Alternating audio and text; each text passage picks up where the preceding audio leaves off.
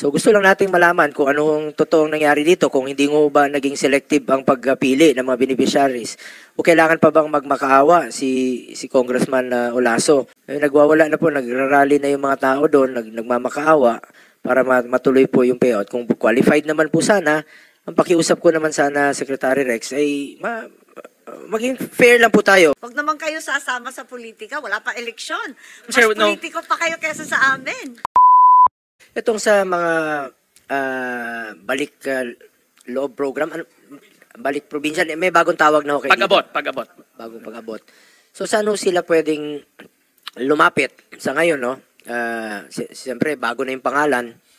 Baka hindi nila maintindihan bakit bagong Because, Madam Chair, just to contextualize, hindi na rin ho namin sila inaantay lumapit, kami na umaabot sa kanila. But they can approach any DSWD office anywhere in the country and we'll make sure that they get home to where they want to go home. Ano pong libre sa kanila if ever na qualified po sila? Madam Chair, everything. We give them transitory housing muna. And then number 2, we give them the transpo allowance. And then number 3, they're also given immediate cash assistance. Number 4, pagbalik ho sa probinsya, they're given the livelihood grants. Kasi marami nang nakauwi sa probinsya noon sa Balik Probinsya program.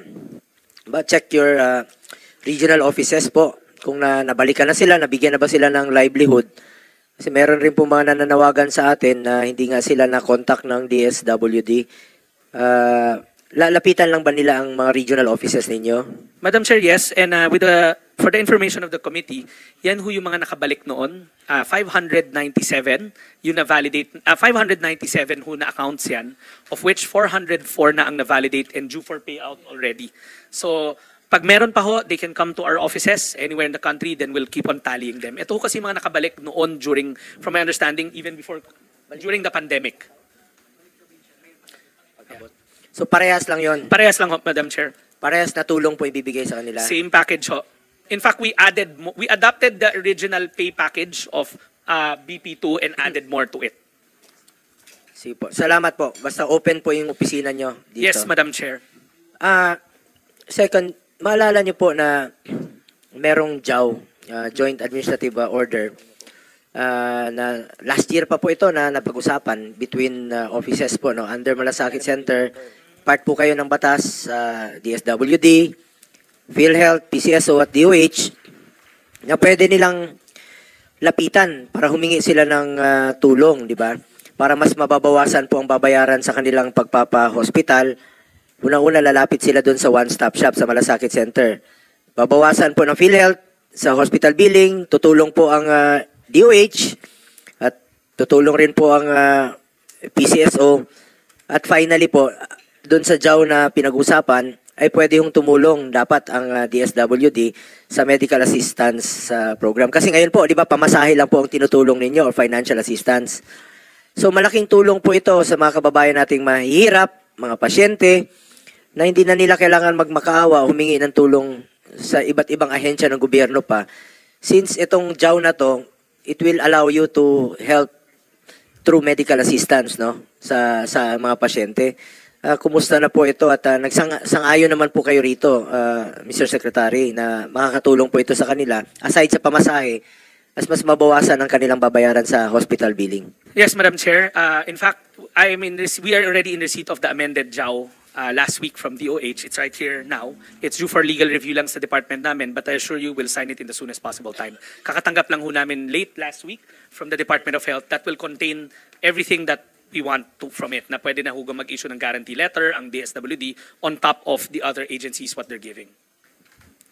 Sa tingin nyo, malaking tulong rin po ito. Mas mababawasan pa ang kanilang babayarin sa hospital. Yes, aside Madam from Chair. pamasahe, mas makakatulong na kayo through medical assistance. Yes, Madam Chair. That's why precisely in the last meeting, we also reported that social workers have been deployed in all the Malasakit centers from our own records. Kasi we believe nga that it's the first point of contact of patients that need help. Na hindi na nila kailangan magmakaawa pa sa iba't ibang ahensya ng Yes, gobyerno. Madam Chair. That's why we have been following this up at nasa amin na ho ngayon. Kakatanggap lang ho namin late last week and then we're reviewing it already and we'll sign it. Naalala ko kasi, Mr. Secretary, last year pa po yan, ilan pasyente sana ang matutulungan pa niyan kung napirmahan na po yung JAO. Hindi naman para sa atin yan, para po yan sa mga kababayan nating mahirap. Madam Chair, we agree. And unfortunately, the draft came from DOH kasi sila yung lead agency that was drafting it. We've been following up with them numerous times. Kahapon, last week lang ho nila pinadala sa amin, and we'll sign it. We'll make sure na sa mabilis na panahon ma-promulgate ho to. Ang nag-craft ho kasi nito is DOH because most of the agencies inside, I believe, are attached to DOH more than DSWD. Parang supplemental kami in nature, but we support it, we agree with it. Madam Chair, baka pwede hong ma-settle na po yan before po na ma-aprobahan po ang kanilang budget po. Yes, Madam Chair, we'll gladly accept the challenge. This week, we'll have the legal office review it, bring it to my table, and sign it. Salamat po, Madam Chair. At itong, maalala nyo po, last year, meron tayong mga pina-follow up po sa inyong opisina. Nagkaroon na po tayo ng ilang pagpupulong. At sabi ko na nga, the last time we met, sabi ko sa iyo na kayo na hong bahala na alam niyo, nagmamakaawa na ako sa inyo na mabalikan po itong mga mahirap nating kababayan, mga nasalanta ng bagyo no last year pa. At sabi ko, kayo na pong bahala, Secretary Rex, kung sa tingin ninyo, qualified naman po ito sila at mabalikan po sila.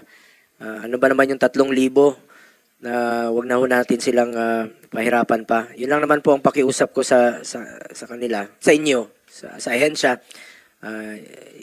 from Secretary to USEC to ASEC, Director, lahat na po ay kinausap na po ng aming opisina kasi kami rin po ang kanilang binabalikan at kinukulit at nakiusap lang po kami sa inyo na sana po ay mabalikan po itong mga qualified beneficiaries na mga nasalanta, mga indigents talaga. Nakikita ko kasi na ongoing naman po ang inyong mga payout sa iba't ibang lugar, no? Iba't ibang rehiyon. At iba't ibang rason na po ang nangyari. Sinasabi, walang pera, wala pang cash, no?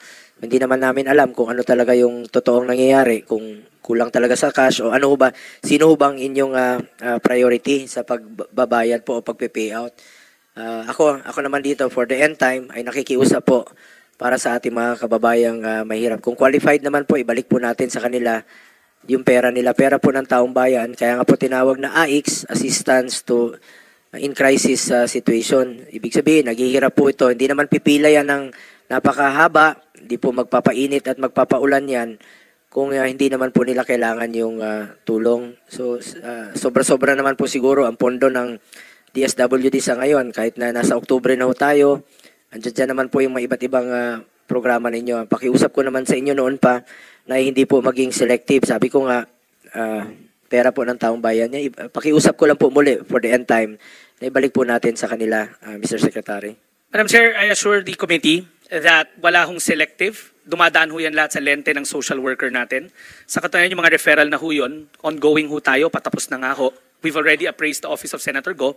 The only reason kaya ho natatagal yan minsan kasi nagdi-duplicate ho tayo, yung mga pangalan ho, minsan nakatanggap na.